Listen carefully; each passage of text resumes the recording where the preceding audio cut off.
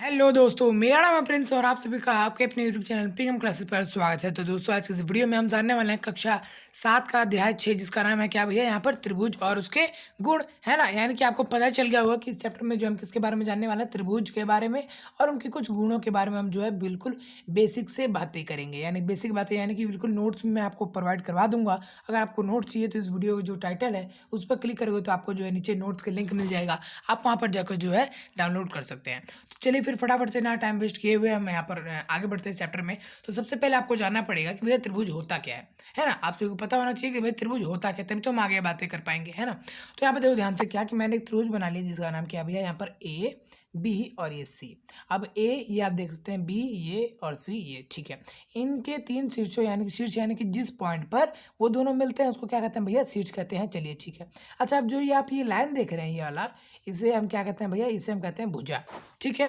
Okay, हमने मान लिया, चलिए ठीक है। अच्छा, अब यहाँ पर देखो ध्यान से, क्या कि ये जो आप यहाँ पर डॉट देख रहे हैं, जहाँ पर ये लाइन आके इधर लाइन आके आपस में मिल रही है, रेखाखंड आके जिस डॉट पर मिल रहा है उसे हम क्या कहते हैं भाई, यहाँ पर शीर्ष कहते हैं। ठीक है, समझ में आ गया, चलिए ठीक है। अच्छा, डॉट पर हमेशा एक जो है कोण बनता है, इस चीज़ को हम क्या कहते हैं भैया, कोण कहते हैं। समझ में आया, चलिए ठीक है। यानी कि आप सभी को पता चल गया होगा किसी में भुजाएं कितनी होती है भैया, एक दो तीन होती हैं। और तीन का नाम क्या होता है, देखो यहाँ पर ध्यान से, क्या कि भैया भुजा अगर एक की बात की जाए, ए भुजा कौन सा भैया, देखो यहाँ पर ध्यान से कि अगर मान के चलो ए बी है, इस भुजा की बात कर रहे हैं, तो ये कहाँ से हम चला रहे हैं, ए से, है ना, कहाँ तक ले जा रहे हैं, सी तक। तो हमारे पास ए सी क्या हुआ, एक भुजा हुआ, तो हमने यहाँ पर लिख दिया ए सी भुजा है। वैसे क्या है भैया, ए बी एक भुजा है, बी सी एक भुजा, इस तरह से क्या हुआ है, भुजा हुआ है। चलिए ठीक है। अच्छा, कोण क्या हुआ, ये रहा कोण, ये रहा कोण, ये रहा कोण। कोण का क्या क्या नाम है भैया, यहाँ पर कोण। ये आप जो है यहाँ पर इसका निशान देख रहे हैं, ये होता है हमेशा कोण का निशान, है ना। ठीक है, चलिए ठीक है। अब यहाँ पे देखो ध्यान से, क्या कि कोण ए बी सी, यानी कि कोण कहाँ पर ना भैया, कोण बी की बात हो रही है। कैसे, देखो यहाँ पर ध्यान से कि ए से निकल रहा है वो, बी पे से होते हुए फिर वापस सी पे जाता है, तभी तो ये कोण बन पाएगा। यहाँ पर एक बैंड एक मुड़ाव आ रहा है, वहीं पे तो कोण बन पाएगा। तो आपको बताना पड़ेगा ना कहाँ से निकल रहा है। यहाँ पर जैसे मान के चलो बी ए सी है, सी ए बी नहीं है, बी ए सी है, बी ए सी है, सी ए बी भी वही होता है, लेकिन बी ए सी इसमें लिखा हो तो हम इस तरह से लेकर इसको चलेंगे। चलिए ठीक है। अच्छा, आप बताओ यहाँ पर शीर्ष क्या है, यानी कि बिंदु क्या भैया, ए बी सी है, ए बी सी। समझ में आ रहा है, चलिए ठीक है। अब आगे बढ़ते हैं यहाँ पर। तो आगे हमें एक चीज़ को जानना पड़ेगा, वो क्या भाई, माध्यिका। देखो माध्यिका जो है आपके यहाँ पर जो आप एक्सरसाइज को करोगे, प्रश्नावली को करोगे, तो आपको थोड़ा सा यहाँ पर काम आएगा। क्या, देखो यहाँ पर ध्यान से, क्या कि हमारे पास मान के चलो एक कोई त्रिभुज है। अब त्रिभुज में किसी एक बिंदु से, यानी कि किसी एक शीर्ष से वह रेखाखंड जो कि आगे वाले यानी जो सामने वाला शीर्ष है ये वाला, इसके दो बराबर हिस्से कर दे, इसको काट के जो है दो बराबर हिस्से कर दे, इसको हम क्या कहते हैं भैया, माध्यिका कहते हैं। अब जरूरी नहीं है कि हमेशा जो है इसी तरह का त्रिभुज होगा, त्रिभुज इस तरह का भी हो सकता है, मतलब किसी भी तरह का हो सकता है, लेकिन काम यही रहेगा कि किसी भी एक शीर्ष, जरूरी नहीं है ये हो, ये भी हो सकता है, ये भी हो सकता है, ये भी हो सकता है, आगे वाला जाएगा और सामने वाले को दो बराबर हिस्सों में काट देगा, है ना। अब जरूरी नहीं है कि ये जो आ रहा है ये हमेशा जो है 90 डिग्री का हो। ठीक है, चलिए ठीक है, हमने समझ लिया, आपने समझ लिया, चलिए बात ठीक है। अच्छा, आगे बढ़ते हैं। तो आगे बच्चे यहाँ पर हमारे पास है शीर्षलंब। शीर्षलंब एक तरह से कह सकते हैं ऊंचाई। देखो यहाँ से ध्यान से, क्या कि हमारे पास जो है एक त्रिभुज है, ठीक है। और त्रिभुज में जैसा कि हमें पता है कि एक शीर्ष निकल रहा है और आगे आगे वाले को जो है दो हिस्सों में काटता है, उसको हम क्या कहते हैं भैया, माध्यिका कहते हैं, है ना, माध्यिका। अच्छा, अब जब वो, अच्छा ये तो ही माध्यिका की बात। अब शीर्षलंब क्या होता है वो देखो यहाँ पर ध्यान से, क्या कि किसी एक त्रिभुज में अगर किसी शीर्ष से एक बिंदु निकल रहा है और वो अगला वाला जो हमारे पास ये भुजा है उस पर 90 डिग्री का कोण बनाता है, तो हम इसके क्या कह देते हैं भैया, शीर्षलंब कह देते हैं। ठीक है। अब इसका काम क्या होता है भैया, ये हमेशा एक शीर्ष निकलता है, शीर्ष से तो वो वैसे भी निकलता, वो भी निकलता है ना, लेकिन इसका काम ये है कि वो जो अगले वाले पर हो 90 डिग्री का कोण बनाता है, इधर भी और उधर भी, ठीक है। लेकिन उसका काम क्या होता है, वो अगले वाले को ही दो हिस्सों में काट देता है। समझ में आगे आप सभी को दोनों में अंतर, डिफरेंस, ठीक है। अब आगे बढ़ते हैं तो बच्चा आगे हमारे पास जो है वो क्या है, त्रिभुज का बाह्य कोण एवं इसके गुण। अच्छा, ये क्या होता है देखो यहाँ पर। अब यार ये जो त्रिभुज हमारे पास ये बना हुआ है, इसके जो अंदर वाले कोण है उसे हम क्या कहेंगे, अंतः कोण, ठीक है। अच्छा, त्रिभुज के बाहर भी कोण बन सकते हैं, कैसे, देखो यहाँ पर ध्यान से, मान के चलो हमारे पास क्या है, ये एक त्रिभुज है, चलिए ठीक है। और मैं क्या करता हूँ, ये जो ये नीचे वाली भुजा है इसको थोड़ा सा ऐसे आगे भेज दिया, तो क्या ये वाला कोण नहीं बन गया, बन तो गया। तो इसे हम क्या कह देते हैं भैया, बाह्य कोण कह देते हैं, बिकॉज ये आपको पता है, मुझे पता है, आकृति के बाहर बन रहा है। ठीक है, इसी तरह इधर भी बन सकता है, इधर भी बन सकता है, इधर भी बन सकता है, इधर भी और इधर भी बन सकते हैं। चलिए ठीक है, हमने मान लिया, ओके।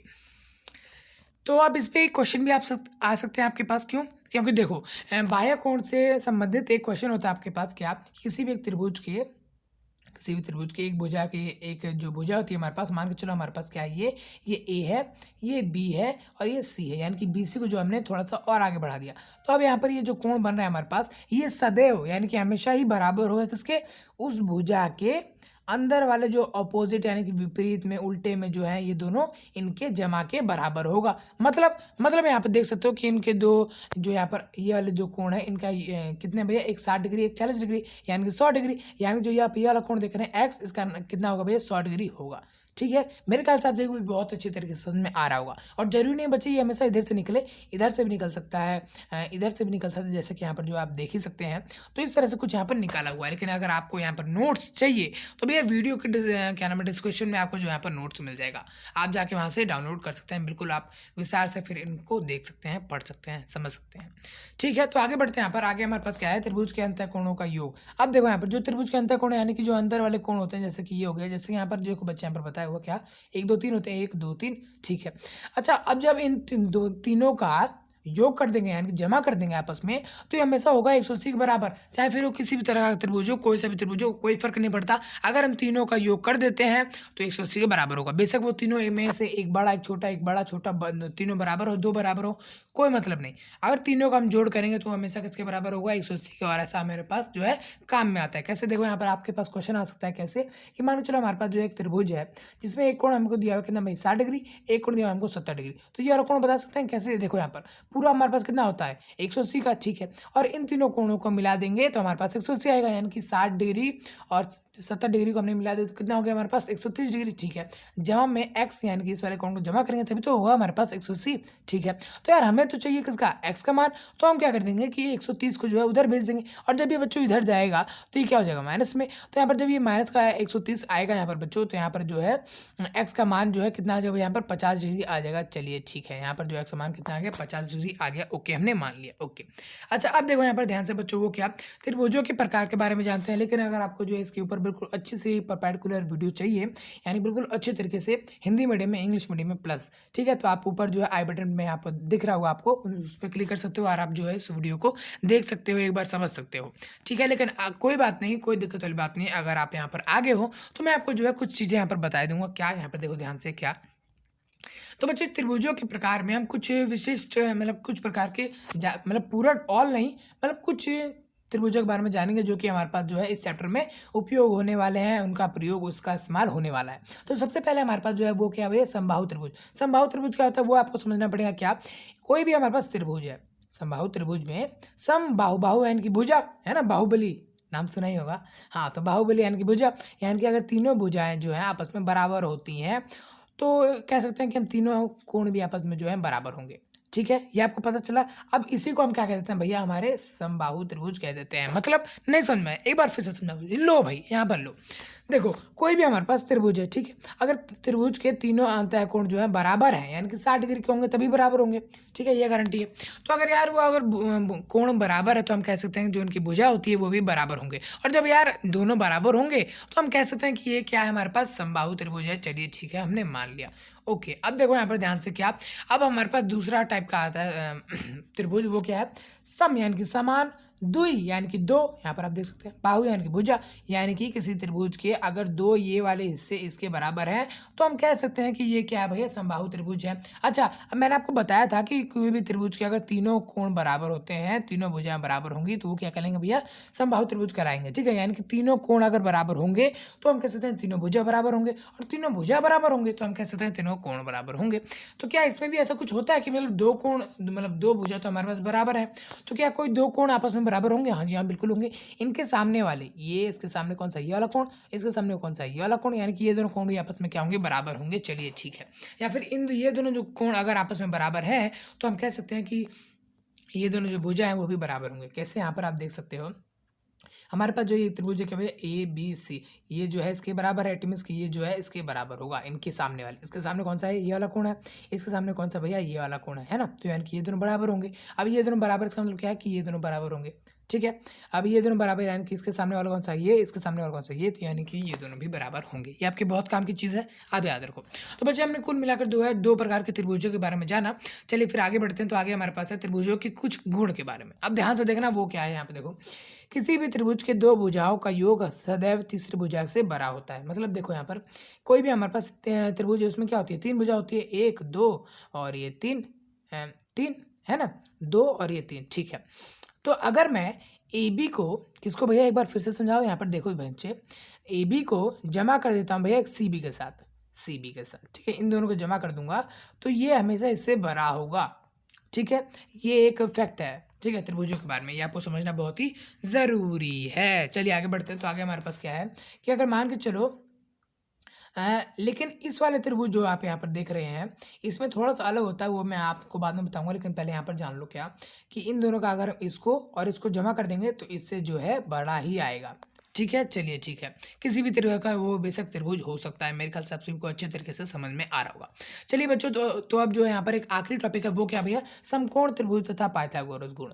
अब यार आपने पाइथागोरस गुण का नाम तो बहुत ही सुना ही होगा, है ना, पाइथागोरस सांप वाला। अरे छोड़ो, यहाँ पे देखो ध्यान से क्या कि कोई भी हमारे पास त्रिभुज है, फॉर एग्जांपल हमारे पास जो है एक समकोण त्रिभुज। समकोण त्रिभुज क्या होता है, देखो यहाँ पर मैंने आपको बताया था भैया, आई बटन में वो वीडियो है, देख लो देख लो अभी भी बता रहा हूँ, आई बटन में वो वीडियो है, जाकर क्लिक करो और देख लो समकोण त्रिभुज क्या होता है, वहाँ पर अच्छे से बताया हुआ है।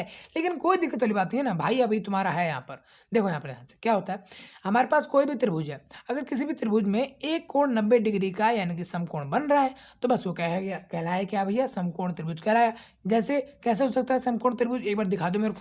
तो ये देखो आप बच्चों, तो यहाँ पर आप देख सकते हो त्रिभुज हमारे पास ये है, ठीक है, जिसमें यहाँ पर क्या बन रहा है, समकोण बन रहा है, 90 डिग्री बन रहा है। एक ये हमारे पास जिसमें यहाँ पर क्या है, समकोण बन रहा है। एक ये वाला है हमारे पास जिसमें हमारे पास क्या है, 90 डिग्री का कोण बन रहा है। चलिए ठीक है, हमने मान लिया, ठीक है, ओके हमने मान लिया, चलिए ठीक है।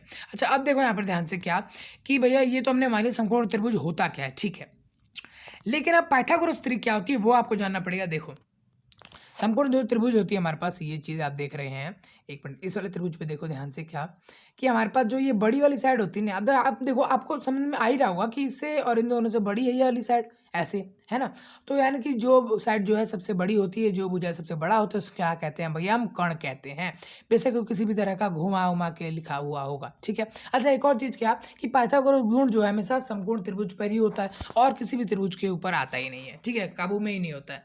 तो यहाँ पर देखो पाइथागोरस गुण होता क्या है, देखो पाइथागोरस गुण, किसी समकोण त्रिभुज का कर्ण बचे हुए दोनों भुजाओं के वर्गों का योग के बराबर होता है। मतलब देखो यहाँ पर कर्ण यानी कि ये वाला, यानी कि जो है पी क्यू, कौन सा भैया, पी क्यू का अगर हम स्क्वायर कर दें और फिर उसमें हम जमा करते हैं भैया किसका, क्यू आर का, क्यू आर के स्क्वायर का हम जमा कर देंगे तो ये किसके बराबर होगा भैया, पी आर के स्क्वायर के बराबर। किसके बराबर भैया, पी आर के स्क्वायर के बराबर, ठीक है। इसको हम क्या कहते हैं भैया, समकोण पाइथागोरस ट्रिपलेट कहते हैं। कैसे, यहाँ पे देखो ध्यान से क्या कि मान के चलो आपके ऊपर जो है ऐसा क्वेश्चन भी आ सकता है, क्या मान के चलो हमारे पास जो है एक त्रिभुज है, ठीक है, जिसमें ये बताया कि ये जो है 3 सेंटीमीटर है, ये 4 सेंटीमीटर है और ये हमें पता ही नहीं है। तो भैया ये कैसे निकालेंगे, तो देखो यहाँ पर मैंने आपको बताया था, जो यहाँ पर ये आपको कर्ण दिख रहा है, ये लंबी वाली साइड, इसका क्या नाम है भैया, पी, इसका क्या नाम है भैया, एक बार यहाँ पर देखो ध्यान से कि पी और आर, यानी कि पी आर का अगर हम स्क्वायर कर देंगे, वर्ग कर देंगे,